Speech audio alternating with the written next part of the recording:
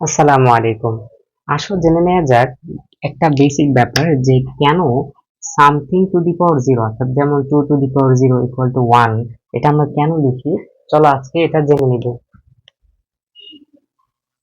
এটার পেছনে আসলে অনেকে অনেক লজিক দেখেছে, কিন্তু আসলে একটা অ্যাপ্রোপ্রিয়েট লজিক আসলে আমাদের জানা উচিত। যেমন ধরো, আমি যদি বলি two to the power one, সেটা কিন্তু টু, দেন হচ্ছে two to the power two, তাহলে হচ্ছে ফোর, টু কিউব সেটা হচ্ছে eight, two to the power four 16, ঠিক আছে, two to the power five 32, ধরো এতটুকুই লিখলাম। তো এখন একটু একটা জিনিস লক্ষ্য করো যে যদি আমি আসলে এই 32 কে মানে two to the power five, এই সেটা কত 32, এটাকে যদি আসলে আমি টু দ্বারা ডিভাইড করি এবং তাহলে তুমি দেখবা কি আমি ঠিক আগেরটা পাচ্ছি। 32 কে 2 দিয়ে ভাগ করলে কত হয় 16।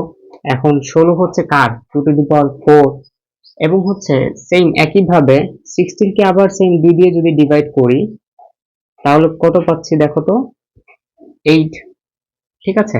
অর্থাৎ হচ্ছে দেখো, প্রতিবার যদি আবার 2 দিয়ে 8 কে 2 দিয়ে ভাগ করলে আবার 4 পাচ্ছি।